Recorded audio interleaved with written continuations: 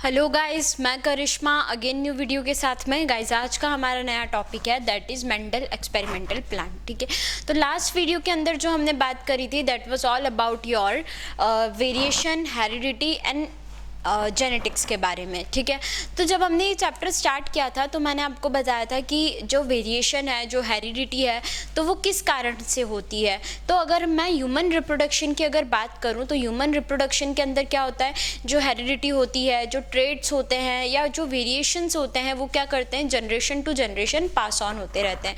मतलब अगर हेरिडिटी के कुछ ट्रेड्स होंगे जो कि अगर पास ऑन होंगे तो वो जनरेशन टू जनरेशन एक दूसरे से ट्रांसफ़र होते रहते हैं।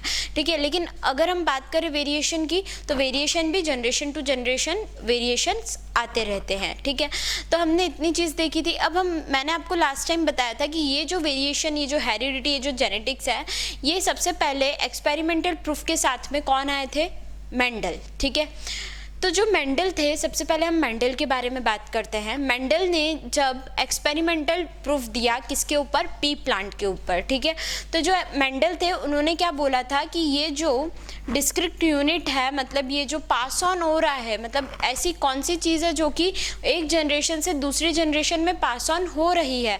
तो उन्होंने बताया था एट द एंड कि जो जीन्स है, जो डीएनएज है, जो जीन्स है हमारे, वो क्या कर रहे हैं, one generations to another generations pass on हो रहे हैं।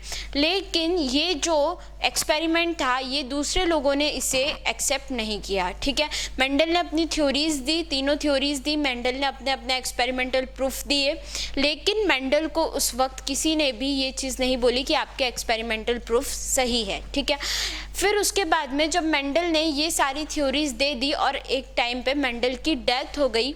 डेथ के बाद में जब मेंडल की ये सारी जो थ्योरीज, ये जो स्टोरीज, मतलब ये जो एक्सपेरिमेंटल प्रूफ थे, इनके ऊपर जब दूसरे साइंटिस्ट ने वर्क किया तब उन्हें ये पता चला कि ये जो चीज़ें हम देख रहे हैं, जो रिसर्च कर रहे हैं, ये तो हमारे जो मेंडल थे ये ऑलरेडी हमको देकर जा चुके हैं। मतलब जो एक्सपेरिमेंटल प्रूफ मेंडल ने किए थे वो बाद में जब दूसरे साइंटिस्ट ने किए तो उस वक्त क्या हुआ कि मेंडल जो थे हमारे, उनके जितने भी प्रूफ थे वो सारे ट्रू थे, मतलब वो सब सही थे।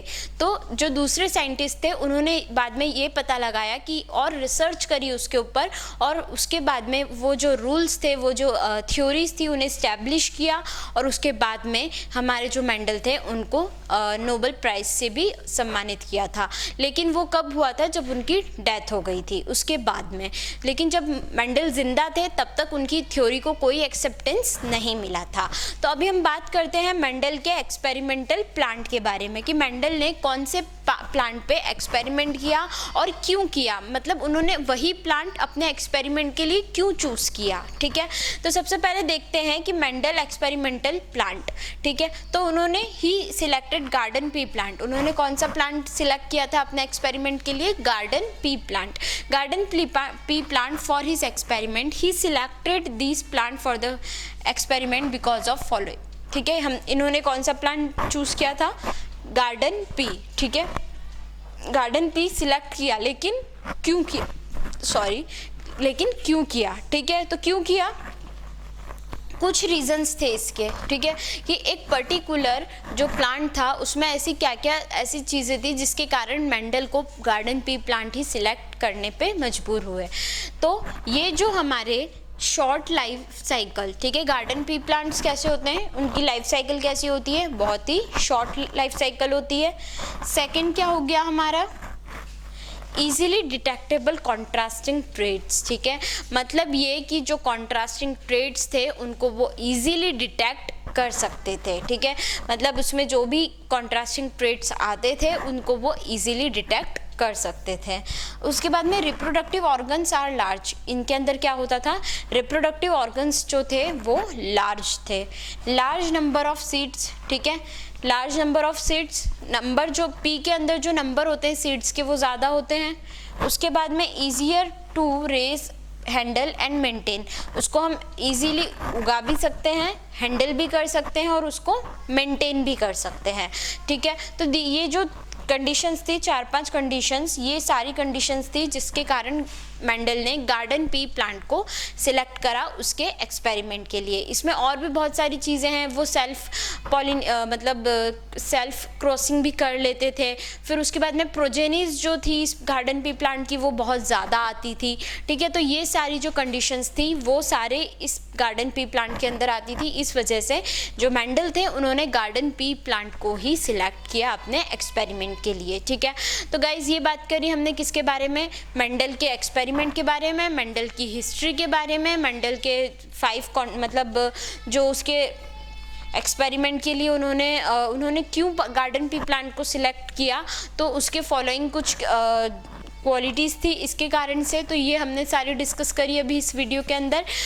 इस वीडियो में हमने क्या क्या देखा है स्टार्टिंग से लेकर अभी तक, मेंडल की हिस्ट्री, मेंडल ने पी प्लांट को ही क्यों चूज़ किया और चूज़ किया तो क्यों किया, तो वो सारी इसकी कैरेक्टरिस्टिक्स की क्यों किया, तो वो सारी कैरेक्टरिस्टिक्स हमने देखी इस वीडियो के अंदर।